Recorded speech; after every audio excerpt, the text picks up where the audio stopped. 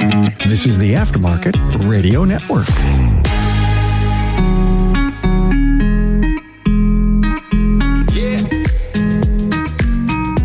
Welcome to Speak Up Effective Communication, the show aimed at helping improve the speaking skills we rely on every day in our careers, our communities, and yes, our relationships too. I am your host, Craig O'Neill, and this is a topic I've been very eager to present. Filler words. Those overused words and phrases or sounds that are used as a crutch or that detract from the natural, smooth flow of speech. Whether you found this episode on your own or were given some candid feedback from a friend, thank you for being a Speak Up listener. I do want to encourage you to check out our other episodes and share this episode with someone you think could use improvement on this topic. If you are in that position of wanting to point something out to someone who you want to see succeed, I'll also encourage you to listen to my conversation with Chris Cloutier on feedback as a gift. And before we talk more on filler words, let's hear from our sponsors who made this episode possible. With the Institute's coaching, leave a legacy that endures, foster careers, and drive community impact. Start your journey today at wearetheinstitute.com/business-assessment. AutoFlow is your partner in technology. With AutoFlow, enhance your client interactions in a single thread before, during, and after the visit. To see how AutoFlow makes it simple, visit autoflow.com. Are you tired of juggling multiple tools to manage your auto repair shop? Say goodbye to the chaos and hello to streamlined efficiency with AutoLeap, the #1 all-in-one auto repair shop management software. With AutoLeap, you can sell more, save precious time, and delight your customers with every interaction. Your trusted companion, ShopDog Marketing, is right by your side, attracting the best customers and building long-term growth. Call ShopDog Marketing today or visit shopdogmarketing.com. Cover your communication need and revolutionize your auto repair business with AI-driven call analytics from Inbound. Explore more at callinbound.com. We are talking about filler words in phone calls, meetings, demos, pitches, speeches, or simple conversation. You'll hear filler words in nearly every interaction. The issue is most serious when it becomes habitual. It detracts from your message. The list of common English filler words includes many phrases. You'll recognize all of them and you're in good company. There's a good chance we have all used filler words like, basically, okay, just, or something, totally, by the way, well, so, At the end of the day, you know what I mean? Fillers are everywhere. Actually, right? I guess. Anyway, absolutely, honestly, or other phrases like, yeah, 100%. You hear them all over the place. What I find interesting is that fillers do differ in some languages, but several sound utterances surface regardless of the speaker's primary language. You'll hear this in people who, whether English is second language or not, doesn't matter. You'll hear uhs, tisks. Those are really common. Those tisk sounds really obnoxious, especially in a microphone. So sorry. Or just those general ahs. So what are the consequences of filler words? If someone has recommended this to you, you might be thinking, so what? I use a filler words. It's not a big deal. Everybody does them. Craig, I've heard you use them. Of course you have. All of us use them. It's very, very common. Fillers do not mean that a person is a poor speaker. Fillers also do not mean that a person is unintelligent. Fillers do not mean necessarily even that a person is unprepared for a presentation, although that will increase their likelihood. The good news is that, we're all going to do this. It is pretty natural that this occurs. Don't feel bad. It's very easy to fix.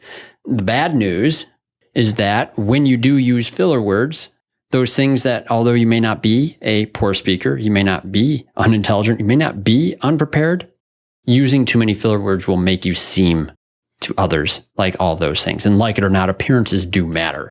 And when a bad habit distracts others from what we have to say, I think it's worth paying attention to. I think you have to pay attention to it. I think there's a really great story on this, and the book was actually recommended to me. I think it was Kim Walker. She has her marketing podcast here on the Aftermarket Radio Network as well. The book Radical Candor by Kim Scott. And in that book, there's a great little story that she tells where she had a struggle with using the word too much. And it was a comical exchange between her and her supervisor. Her supervisor was saying she did a good job in her presentation, but you said a lot. Kim in the book is sort of brushing off the few days. Yeah, I know I have that problem. It's a nervous tick, I guess, or something else. Keeps making the hand gesture of like, okay, yeah, I realize it's an issue. Wasn't taking it super serious. So there's a quote in the book where her supervisor, Cheryl, says, "When you do that thing with your hand, I feel like you're ignoring what I'm telling you. I can see I'm going to have to be really, really direct to get through to you. You are one of the smartest people I know. But saying so much makes you sound stupid." It's like, oh boy, of course that got the attention of the author there. And I think it's a worthy example, is I think that's exactly the sort of behavior that we see on this very topic. A lot of people are aware of the fact that this has become a problem for them, but they are not necessarily committed to fix it because the results that they're getting in the conversations might be good enough, or their career's fine, who knows, or you just aren't in a situation where speaking results in the fillers all the time, and it's only in certain circumstances, and you sort of just brush off that certain circumstance as being the place where this is going to happen, and you're okay with that. Don't be okay with that. Take the feedback seriously. If someone gave you feedback to listen to this episode on this very topic, I think you have good news again. And that is, this is an easy thing to fix. It's very easy to fix. There's a couple strategies that we'll mention. You don't need a speaking coach. First and foremost, that's not necessary to get over this. Don't make it a bigger issue than it is. It takes practice like anything else. I think before you jump into how to reduce or eliminate your filler words, the first thing you need to understand is why they happen.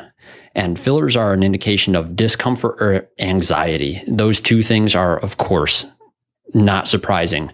What helped me, and I discussed this in my previous episode on pausing, is that most commonly you will struggle with filler words if you do struggle with pausing.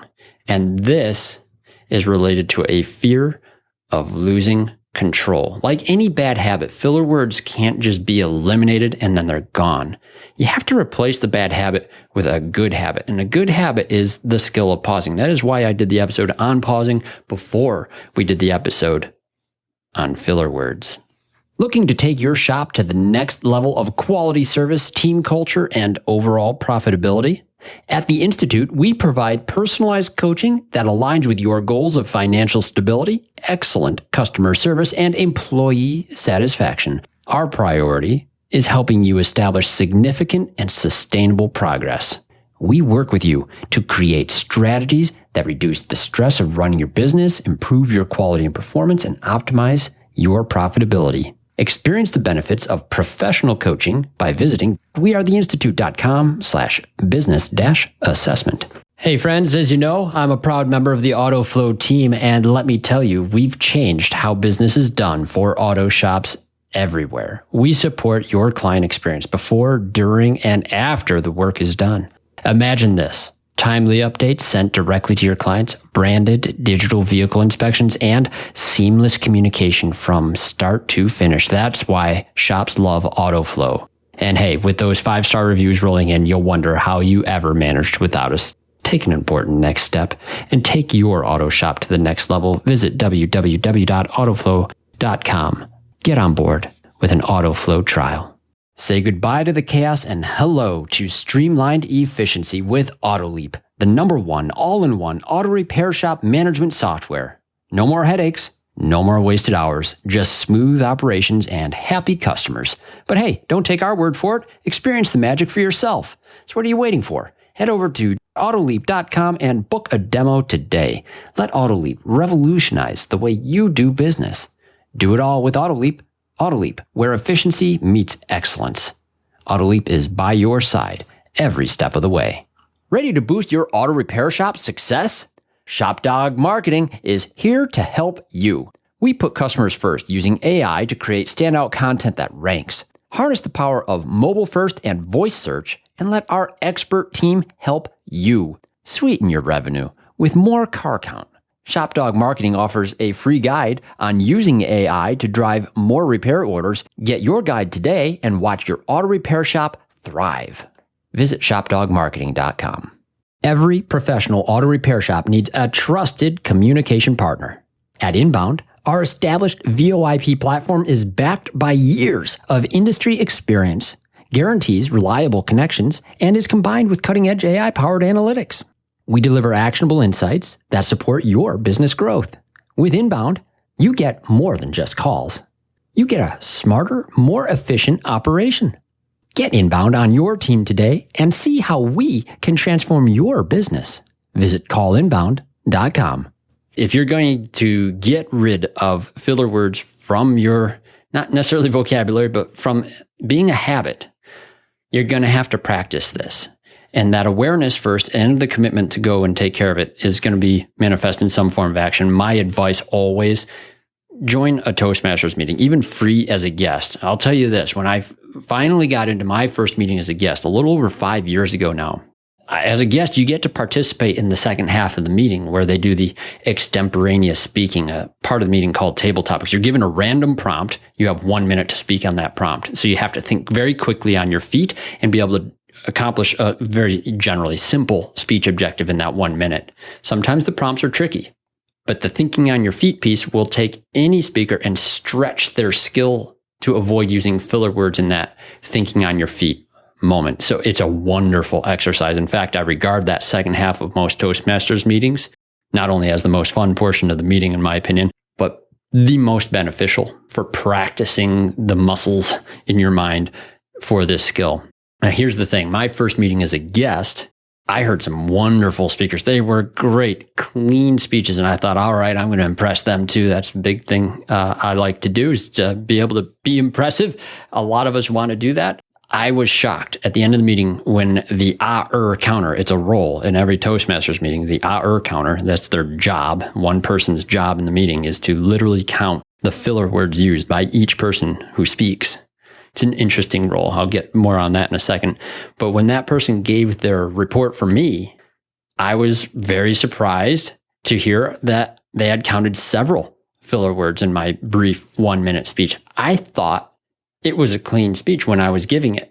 So even though you might become aware of it, even though you're observing some things, when you're actually doing something, you're not going to be as aware as the people you're speaking to. And so there is the next step, though. Not only attend a Toastmasters meeting and watch this, if you do become a member, then you can actually take the role of that counter.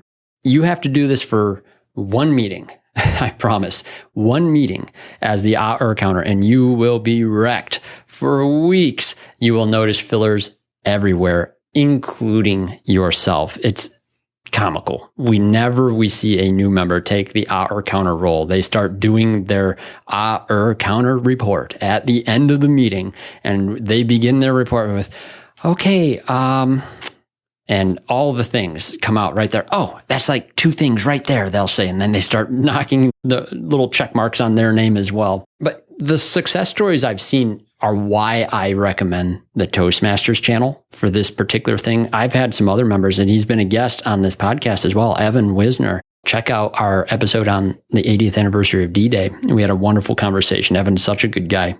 I remember when Evan was a new member of the club. He joined not too long after I had joined. So we've really been in there a very similar time.